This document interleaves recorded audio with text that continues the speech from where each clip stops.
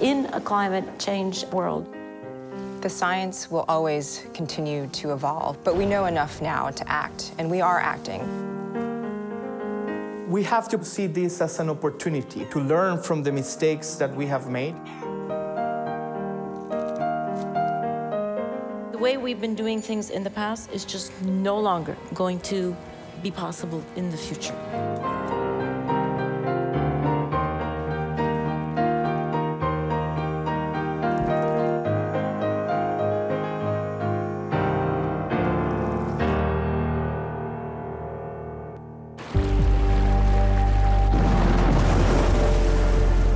The Earth's climate is changing. We're confronted with a change in our environment which is unprecedented in human history. Due to the emission of greenhouse gases that trap heat in the atmosphere, we are experiencing the warming of land, air, and oceans. The effects of this are numerous. There's an increase in the risk of more extreme and intense weather events, such as tropical storms, droughts, and flooding. Consequences include a rise in sea level, reduced food production, a reduction in plant and animal life, and harm to ocean ecosystems.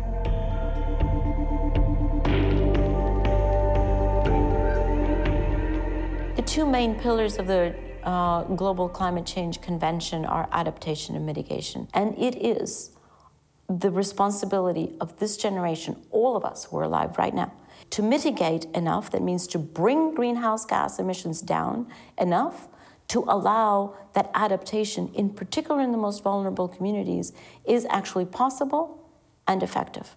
Adaptation is the invitation that we're being given to change behaviors and consumption and production patterns that we have had for 100 and 150 years that are simply no longer sustainable.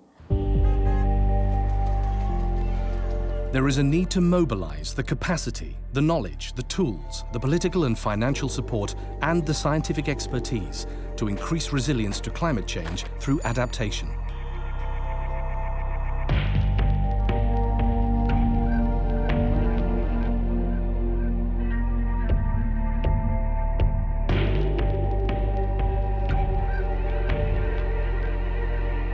Throughout history, humankind has adapted to changes in climate by adapting to the available sources of food, housing, clothing, water, or warmth. Today, however, climate change is causing changes faster than vulnerable populations and ecosystems can cope with and adapt to. Adaptation responds to the risks while, at the same time, building future resilience.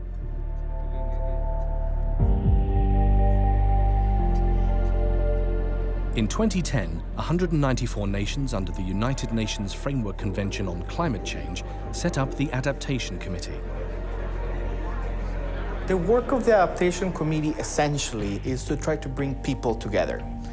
Try to bring governments, representatives from UN agencies, regional centers, and other organizations towards working for a common vision of adaptation.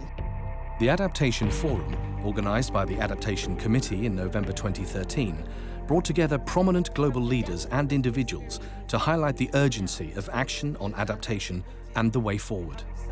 The way we've been doing things in the past is just no longer going to be possible in the future.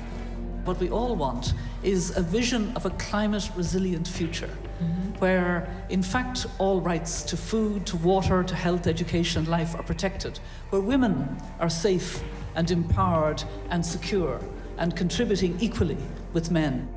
We can see the kinds of investments that we have to make, and it's development, adaptation, mitigation wrapped up together. So for me, actually, it's about political will.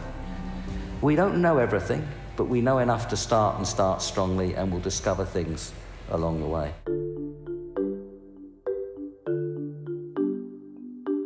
Resilience means giving the capacity, enabling society, ecosystems to be able to bounce back, to recover from change. An essential component of that is learning. And that learning can only happen from that exchange of information of success and failure. A touching explanation of what resilience is a woman who has realized that her chicken farm has been increasingly flooded over the years, and that is where she was getting her income for her and for her family. The brilliance of this woman to realize that her chicken farm was getting flooded so often that she should no longer have a chicken farm, she should have a duck farm. That is resilience. That is understanding that from now on, you're living in a changed environment. Resources for adaptation include as much knowledge and information as possible to support adaptation planning and action. Scientists can provide information on past and present conditions and future risks. Communities can be more prepared for climate change if they are not poor. People who have secure livelihoods, access to education and information on climate change impacts, healthcare facilities, fresh water, sanitation and social support will fare better in the face of climate change. Helping people to prepare for and respond to extreme events is also important, including putting in place early warning systems, understanding vulnerabilities of all members of society, and making sure adequate places to take shelter from storms are available. Access to technology and services and quality infrastructure also contribute to climate-resilient societies. Ensuring ecosystems are healthy and diverse, for instance wetlands, coastal areas and forests, is an important aspect of ensuring resilience.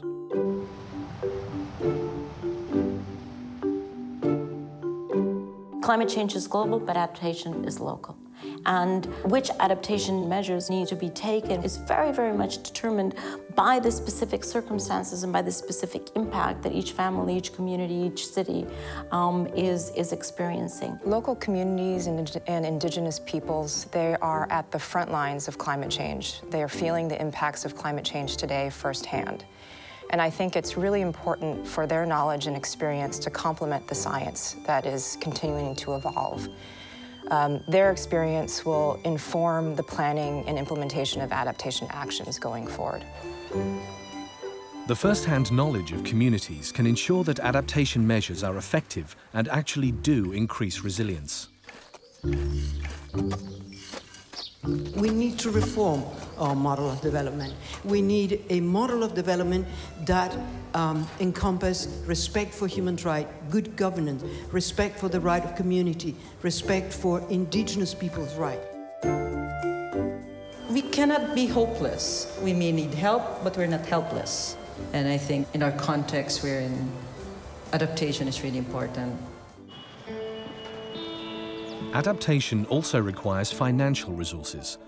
Vulnerable developing countries need financial support to make the necessary investments.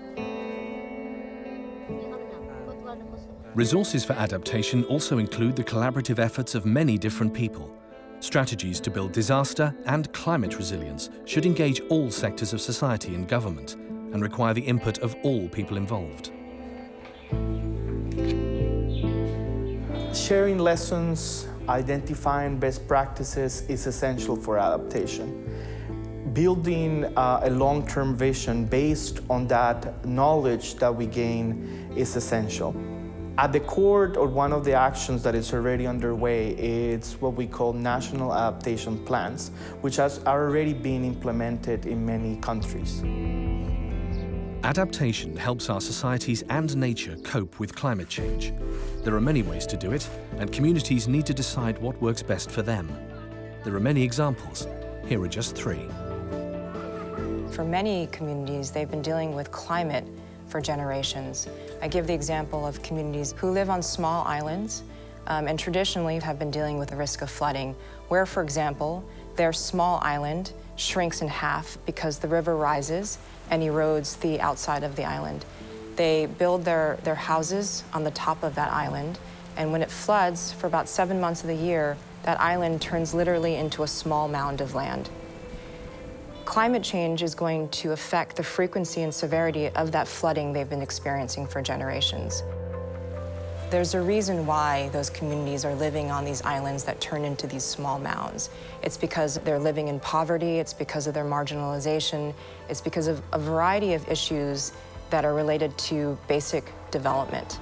And so as the international community works with those communities, with the governments, to help secure better livelihoods, they need to make sure that what they're doing on adaptation to climate change is integrally related to what they're doing on development. Adaptation and development really do go hand in hand. Chanankulo C is an urban neighborhood in Maputo, Mozambique. More than 150,000 people live here. However, there is only one drainage ditch. When torrential rain caused by the changing climate became frequent, the neighborhood became prone to flooding. Worse still, people had thrown waste into the drains, and the flooding spread the waste around the neighborhood. This led to malaria and other illnesses, particularly among children. Establishing awareness and communication channels among the local citizens and between the municipality and the relevant institutions was very important. Public-private partnerships empowered the people living in Maputo to design and implement activities to adapt to climate change. The local people proposed a construction project to clean the ditch, allowing it to drain properly, and to manage local waste. In the Netherlands, 60% of the country is vulnerable to flooding, which means that there is a need to plan for the future. There they've developed the Delta program. Its aim is to protect the country against high water levels and to ensure an adequate fresh water supply. It looks 100 years ahead and also includes measures to deal with more immediate problems. Climate change, for example, is affecting the frequency of floods. So communities that used to experience a 1 in 100-year flood may now be experiencing a 1 in 25-year flood. What does that mean for infrastructure? We're spending a lot of money on building roads and bridges. And if we don't take that change in the frequency of flooding into account, we may build a road or a bridge in an area that is really at risk of flooding in a way that it wasn't before. Why not take that new information into account, move where you build that road so it's on safer ground? That investment today will actually save us money in the future. There are studies that have been done that show that $1 in preparedness, $1 in forethought will actually save $4 to $7 in response. And what we as the international community need to do is start thinking about spending that money today in order to save that money in the future. People living in the Bangladesh Delta are extremely vulnerable to problems caused by erosion, soil salinity, frequent floods and cyclones. The population here is dependent mostly on rice cultivation for their food. In a nationwide project, the women of the community started developing practical solutions to adapt. They raised dikes for ponds to preserve fresh water all year round. They stopped saltwater intrusion into canals, and they built a bunker for their own safety during cyclones. Thus, they have come up with their own solutions to ensure their own survival and security of food and water supply. Using their own initiative, the women have created resilience for themselves and their community. The effects of adaptation can be immediate. However, people in vulnerable areas need help to access resources, including financing and knowledge. People can develop creative ideas and innovative solutions. They can build partnerships with local administration bodies and organizations. Building climate resilience and a capacity to adapt provides more than just climate-related benefits. Its influence has beneficial effects for individuals, families, communities, countries, and society as a whole. If we don't adapt, we threaten to roll back decades of progress in reducing poverty and improving economic growth. It really does compromise the stability and security of communities and countries. So we have an opportunity to act now and to make investments in adaptation that will have an impact in terms of the future. We also have to see this as an opportunity to transform society, an opportunity to learn from the mistakes that we have made and be able to build better so that we can have a future for us and for future generations that is safer, that has the same opportunities, and that is better for all. Very often I get asked, well, and what if we don't do that? What's the plan? What are we going to do if we're not able to address climate change? And the simple answer to that is, we don't have plan B because we don't have planet B. We have one planet. And so plan A is we are going to address climate change. That doesn't mean that it's easy, because if it were easy, we would have done it. But none of us can hide behind the responsibility and the commitment that we all have to do this, and to do it in a timely fashion.